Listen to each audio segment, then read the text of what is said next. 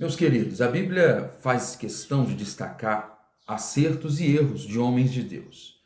E nós meditamos essa semana na igreja, no último culto de domingo, a respeito dos erros da vida de Ezequias. Aliás, nós falamos até de um erro mais específico sobre ele, que é o orgulho. Ezequias foi um homem muito grande, no sentido de poder, de riqueza, de autoridade diante do povo.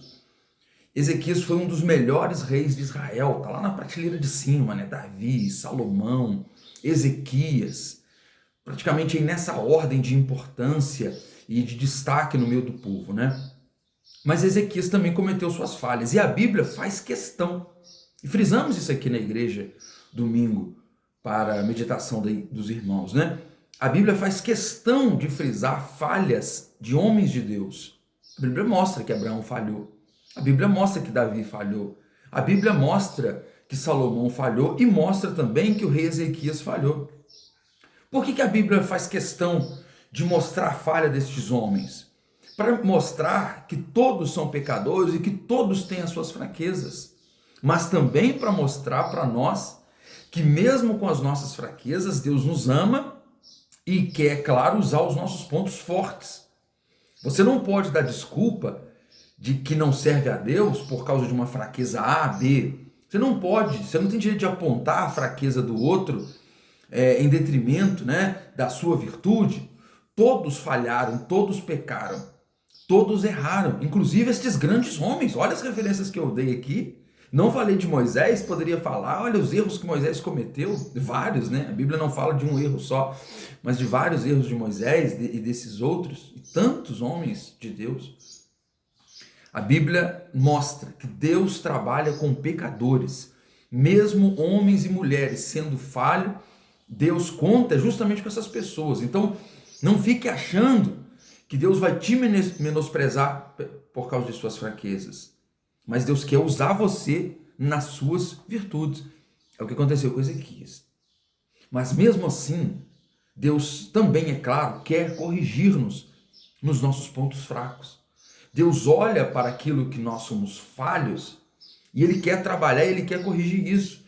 E sobre isso falamos também ontem aqui na igreja, quando vimos que o pecado de Ezequias, do orgulho, o pecado do orgulho, da soberba, foi o que deixou fraco. O que Ezequias achava que era forte, que era a sua riqueza, a beleza do seu palácio, a beleza do templo, as riquezas que ele tinha, ele achava que isso era o ponto forte, e foi justamente no ponto forte que ele demonstrou fraqueza e baixou a guarda para o inimigo.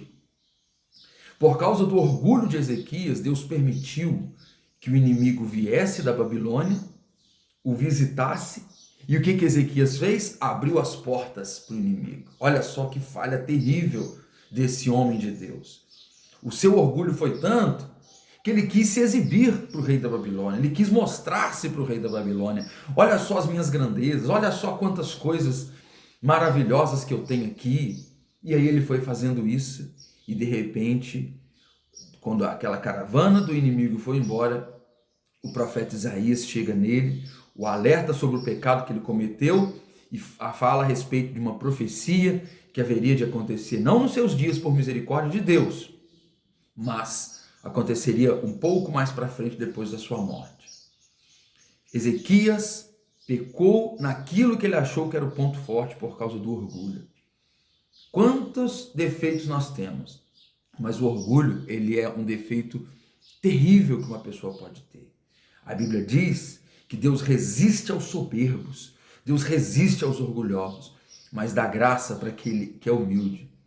A Bíblia diz que aquele que a si mesmo se exalta, esse aí será humilhado, mas aquele que se humilha, este será exaltado.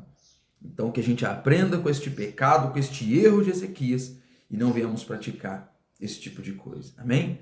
Que Deus abençoe a sua vida. E mais, proteja o seu arraial do inimigo. Você não deve fazer como Ezequias fez, abrir essa casa para o diabo, abrir o seu território para o inimigo. Não faça isso. Satanás chegou para te visitar, ainda que você tenha orgulho grande, abaixa isso aí, abaixa a bola e não abra a casa para o adversário. Não abra a casa, olha só o que eu tenho, olha só o que Deus me deu, olha só isso, olha só aquilo. Permaneça sempre humilde e reconhecendo Deus como o Senhor da sua vida. Deus te abençoe.